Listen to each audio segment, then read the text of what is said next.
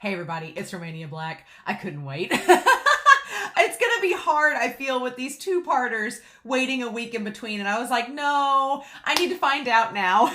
So I'm sorry y'all had to wait a week in between episode 6 and episode 7, but we're on episode 7 of Moriarty the Patriot. I don't know if it's Noahtic or Noahtic.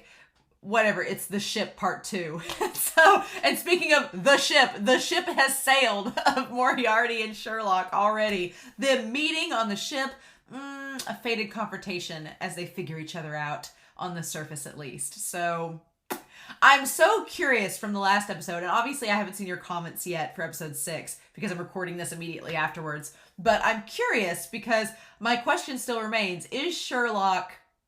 I'm assuming he's been hired by the government to be on this ship and make sure no shenanigans happen to the nobility. I'm assuming that's why he's there, because Moriarty didn't say what his profession was. He just said things about himself. So maybe Moriarty doesn't realize he's a detective. I don't know. That's very curious. So we don't have confirmation of why exactly Sherlock's on the ship, because Sherlock doesn't seem to be nobility himself, and it doesn't seem like he's just on the ship for the ballet or anything special. So it's like, why else would he be there than to make sure nothing goes awry? Also, something I didn't note in the last episode was I liked the lingo that Moriarty and Moran and Fred and all them used throughout the ship. They were like, oh, we have your cut of meat ready. It's like saying things that if it's picked up by somebody walking through the hallway, it wouldn't sound out of place, right? That's really smart. And so we haven't seen Lewis or Watson yet. So I'm curious to know where they are, right? Because we've seen Albert and everybody else. We haven't seen Lewis. We haven't seen Watson. So that still remains. But I'm very curious. I'm kind of baffled by why Moriarty would play his hand and catch Enders in the act. Like, what would be the reason behind that? But that's kind of one of the reasons I didn't want to wait a week in between these episodes, is because I have no clue what Moriarty's plan is. And so I really wanted to figure out what it was. But I really loved the last episode. It was really, really good. So I was so excited by this. I'm like, I have to dive in and I have to watch it. So thank y'all for being patient and waiting a week, because y'all are awesome. But I'm so excited. I cannot wait to get into this episode. But let's do this, shall we? We're going to start episode 7 of Moriarty the Patriot here in 3, 2, 1. Let's go.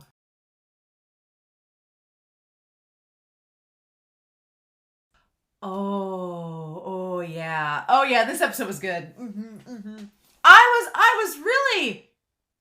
I didn't anticipate the way that Moriarty was gonna like manipulate Enders in this. That was very intriguing, which again, it all ties back to the play that he told Miranda and them about in the last episode, where it was like the puppet killing the other puppet and then using it to dissuade the other people about it. And for the most part, it definitely seemed to be doing its job, because Moriarty clearly did his research on Enders to know about... What's funny is there were all these rumors. Everybody seemed to know that there were rumors that this man killed people like animals, but because he was nobility, they were just turning a blind eye to it, like Moriarty says that they do. So it's curious that he specifically chose Enders to make an example of, because he had all this extra dirt on Enders that he could easily expose to the public and just add like a domino effect, just add to the whole thing. So it seemed like by the end of this, he was going to have Enders as his past, the corpses that he buried as estate, like all that brought up. Like he'd gone to the extra measures to make sure that the police and everybody, once they found Enders' property and started to dig a little deeper, they'd see like all the horrible atrocities that he committed.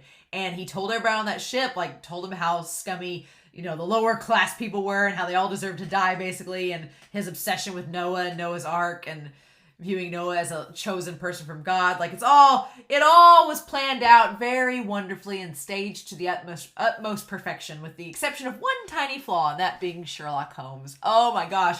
I really like this interpretation of Sherlock right off the bat. I really like it because he's not stuffy. And here's the thing. I think sometimes when people do Sherlock Holmes, they interpret Sherlock as antisocial or stuffy, and Sherlock's quirky. He's eccentric by all means, and he can be a loner.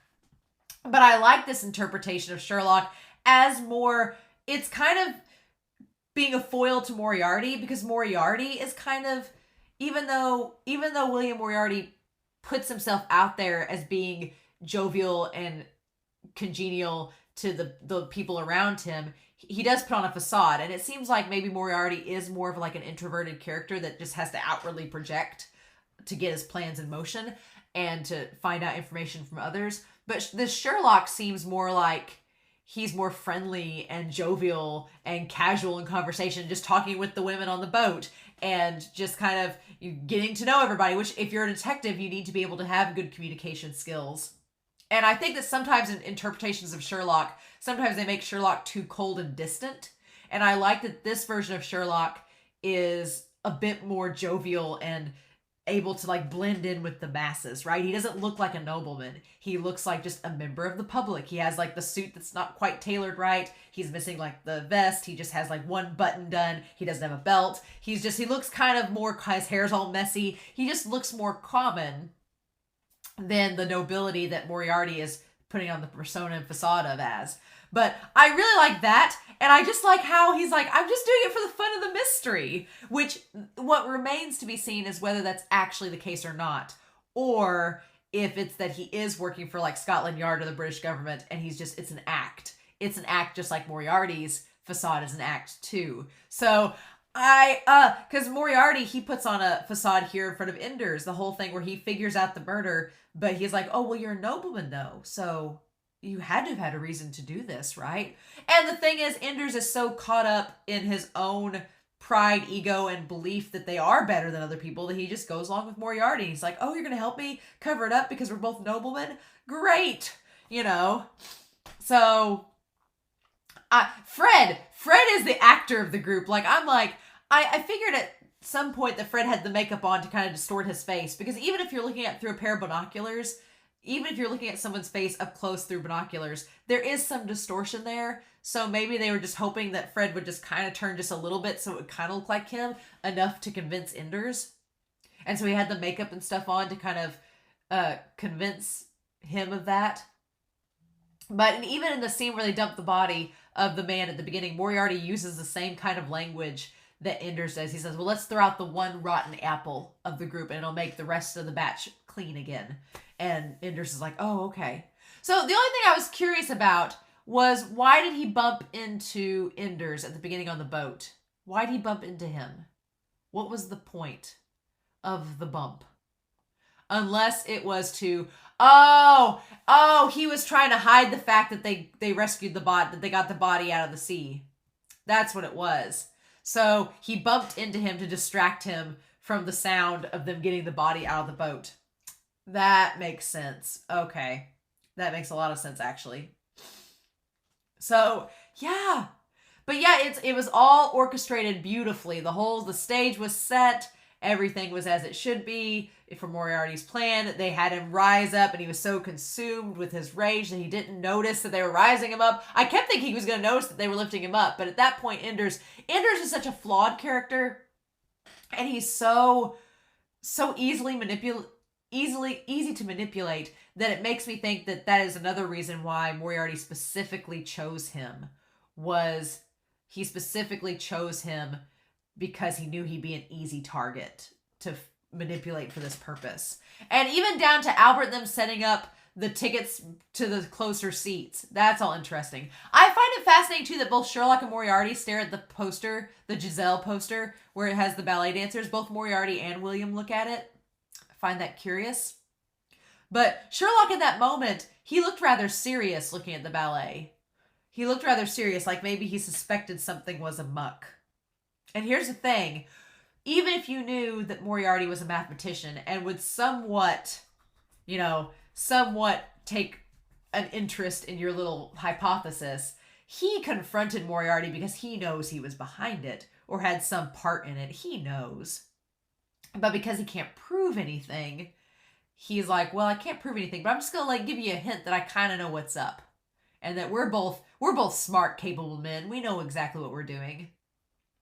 So yeah, Sherlock Holmes with the cigarette, the home rolled cigarettes. Interesting indeed. There's also this tie-in that the one count he goes down to sit to get closer to the stage, and Enders makes very he's very, not angry, but he's kind of like thrown back that the Count would go and sit amongst the lower class citizens. But the Count's like, well, yeah, it may be uncomfortable perhaps, but it's a better view. So I feel like that's a commentary on something, that the Count was willing to go sit with everybody else because he's like, well, they're getting a good view. Why shouldn't I? I'm not above people is what he's saying. He's like, I'm not above them. And that's kind of like a visual metaphor of that. Whereas elders just can't understand why you would be on the same level as them. He always wants to be above the common folk. And even at the end there, when he climbs up the tower, he's like, I'm up here above y'all. And at that point, he just had gone cuckoo for Cocoa Puffs. And then Moran must have like air shots in that rifle, because he didn't actually, when he hit his hand, the hand didn't bleed or anything. So it was like an air shot, just something to spook him and get him to let go and then fall off the railing. And then and maybe it did get his hand and he was bleeding and we just didn't see it because he fell into the ocean. We don't know. We don't know at this point, but interesting. Interesting indeed. But yeah, Moriarty manipulating and playing on fear, playing on doubt. I love, again, anytime this series wants to get like really, it either does one of two things. When it gets really grisly, it either goes into reds or green hues. It's either one or the other. And I find it curious that you have Albert and Moriarty, who are representations of those two hues. Moriarty is always represented by red with his eyes, and like the red tones are always around him. In the OP, it's the red moon. And then you have Albert, who is represented by green, which is like the green eyes, the green suit, everything.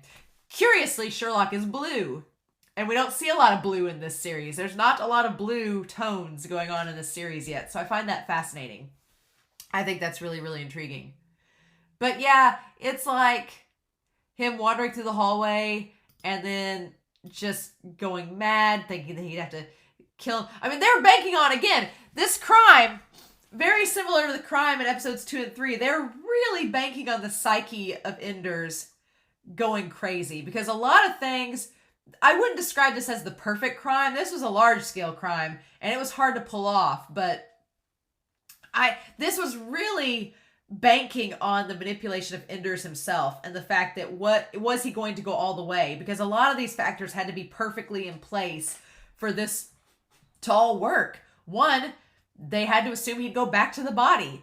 Two, they'd have to assume that he'd actually stab the body again and keep stabbing it until they could lift him up into the air, and that he wouldn't stop once or realize that he was being lifted up onto the stage. They're banking on like, half a dozen factors going perfectly right.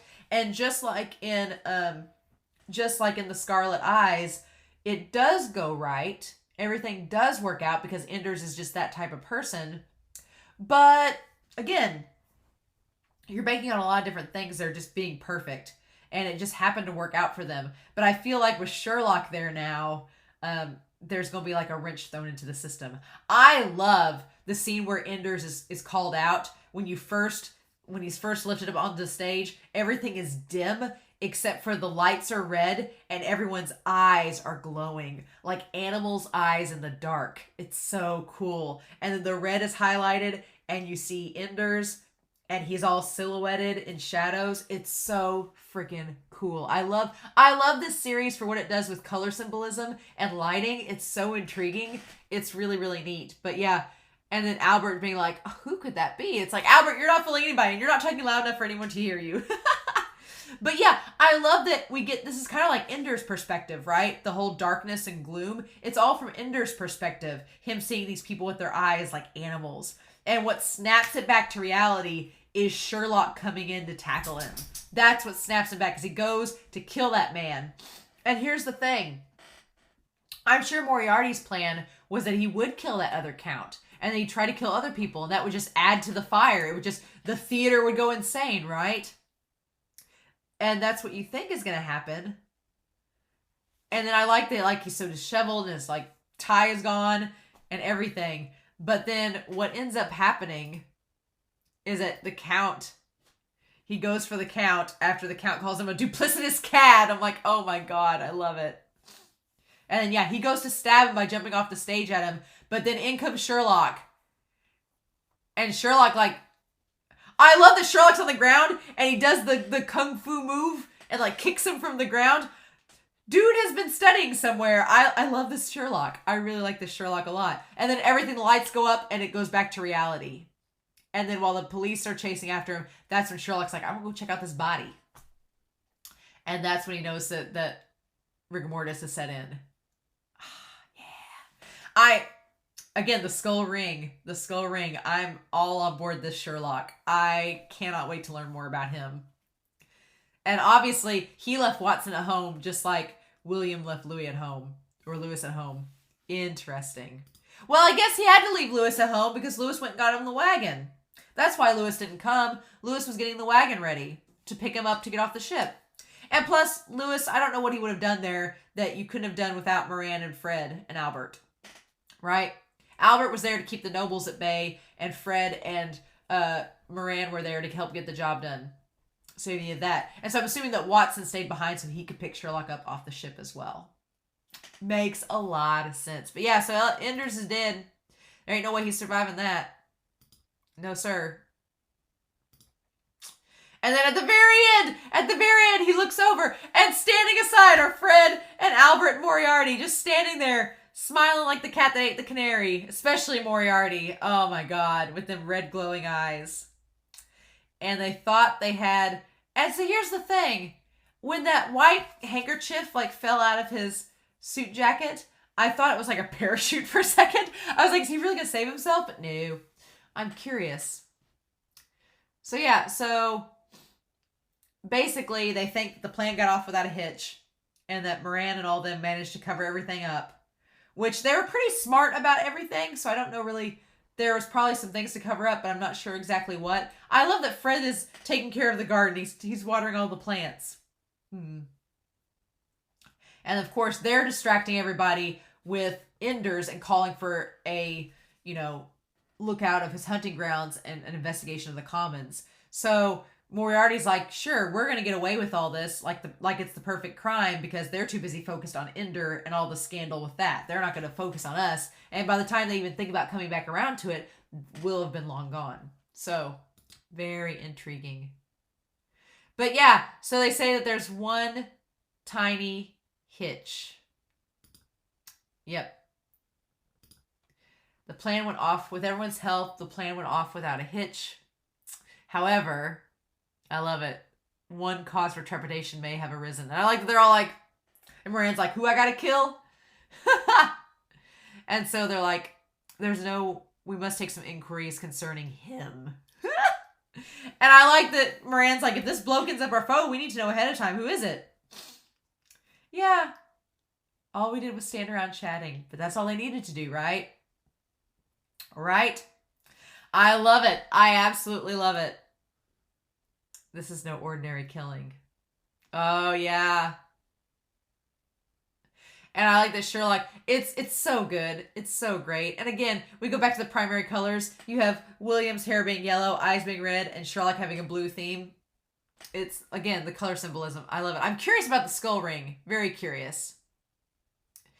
And he's like, oh, you have a knowledge of forensic pathology as well. And he's like, oh, it's common knowledge around France. It's obvious. I love that just like that little snarky, like quip back, that banter. He's like, oh, shouldn't it be obvious that you should have known that? And so yeah, him figuring out that there's a third party involved. And of course, he hides it all by just saying, oh, you're a mathematician. Don't you find solving puzzles and problems fun? I'm the same way, just with mysteries. He's like, I just figured you'd share in my intrigue. And of course, Moriarty. I like that Moriarty, he looks so uninterested. And he's just like, as stone-faced. He's absolutely stone-faced. When inside, he's probably panicking. And he's just stone-faced the entire time. Yeah. And then he asks, but why would they do that? And then Sherlock's like, well, I don't even know that. So I'm curious. He's like, if that were the case, it would all make sense. I don't know why they're doing it. I just know that's it. And then he even said he did some digging, but he couldn't find a single thing that served as proof. So that's why he's even talking to Moriarty in the first place. He's like, if I had found proof, I would have already got you guys arrested. But couldn't find anything, so that's why we're talking. And so I love this line. As he says this line, the sunlight shines upon him. He's like, when you eliminate every other possibility, then whatever remains, however improbable, must be the truth. So he's like, it sounds crazy, but everything else has been factored out. So this is all that's left. So if it's all that's left, even if it seems unlikely, it's got to be the case, right? And the sun's shining upon him. Ooh, I love that line. I love it so much. And then it cuts back to Moriarty. And he's just like, you're enjoying yourself to no end. He's like, well, I sure am. I haven't the foggiest notion who did this or why. But, they provided me with an exquisite mystery. Yeah, oh my God. I love that just these two like-minded souls on opposite ends of the spectrum. And then, yeah, what can I say? Moriarty's like, So I'm very curious. And then I like that Lewis is just standing there holding the carriage door open like for the last 12 minutes, like, get in.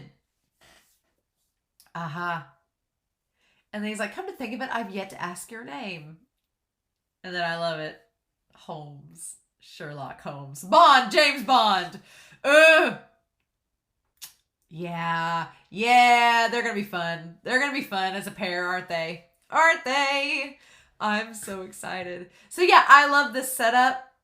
I love the setup here of just getting this banter back and forth with Sherlock and Moriarty. I have a feeling that's gonna be one of my favorite parts, because that's my favorite part in the Sherlock stories, especially the ones involving Moriarty. Just the banter back and forth and the chase of wit between these two like-minded souls. So yeah, that does leave some curious questions. On Moriarty's end, I'm curious to know how are they going to try to find out more about Sherlock? Because I'm sure Moriarty's interest is piqued. Like, who is this guy? What's he doing? What's the deal? So I'm curious if he's going to try to find out more about Sherlock. There's that. And then the next thing, of course, is what is Sherlock going to do? I don't imagine that Sherlock is going to worry himself too much with Moriarty right now. He was just guesstimating that there was a third party involved, but again, he doesn't have any concrete proof. So I'm guessing, my question is, who is Sherlock working for? Is he, in this version, is he just like a freelance investigator doing his own thing and not really under anybody else's jurisdiction? Is he working for the British government and the Queen and he's just helping her? Is he working for the government or the police? You know, what factions is Sherlock working for, if anybody? Or is he just doing it all on his own? Does he have another job? I'm curious to know, that kung fu move he did on Enders. I'm like, how did you know how to do that? Like, what training did you have? Where have you been? Where did the skull ring come from? He's so disheveled, but like I said, I love this version of Sherlock. It's a lot of fun, and it's a lot more jovial than you usually see Sherlock, a lot more sociable than Sherlock usually is, but it's nice contrast with Moriarty. Because for Moriarty, it seems like talking with people is a means to an end sometimes. Whereas for Sherlock, it's just part of the game, right? So, I'm really excited to see what all we get these characters in the future. I'm assuming it seems like we'll have a lot of two-parter episodes. I don't know if I will.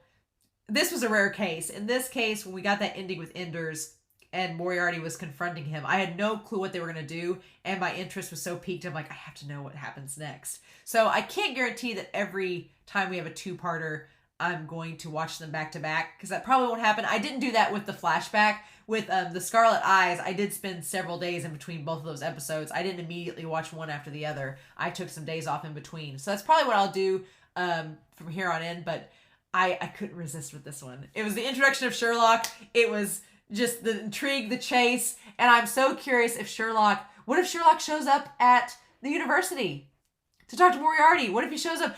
It would be kind of hilarious if Sherlock was constantly just bantering with Moriarty and just like poking into his business and be like, oh, hey friend, hey mathematician, yo mathematician. And Moriarty just getting more and more frustrated with him, like getting in his plans. So I'm curious to know what they're going to do with this version of Sherlock and how closely invested he's going to be with Moriarty in this series. Very, very curious indeed. But I am curious to know your thoughts down below. I'm curious to know what you think of this Sherlock. Please don't spoil me. Don't give any spoilers yet for things to come. But I'm curious to know what your thoughts about Sherlock are. His banter with Moriarty in this episode. Do you think that he knows that Moriarty and them did it?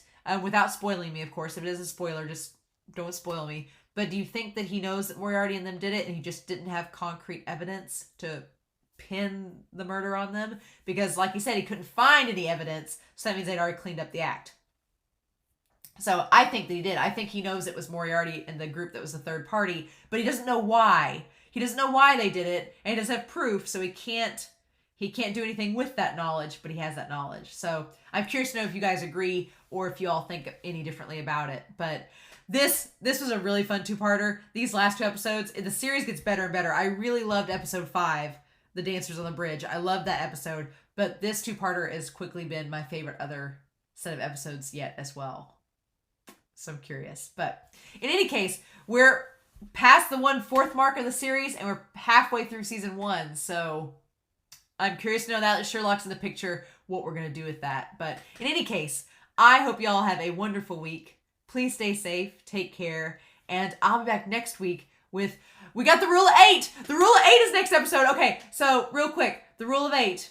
In any series, it's 11 or 12 episodes. The 8th episode is always really, really good. That's my theory. And technically, if we're looking at season 1 of Sherlock as its own thing, then the rule of 8 applies. So next week is the rule of 8, episode 8 of Moriarty the Patriot.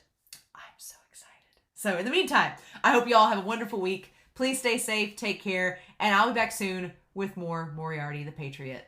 Bye.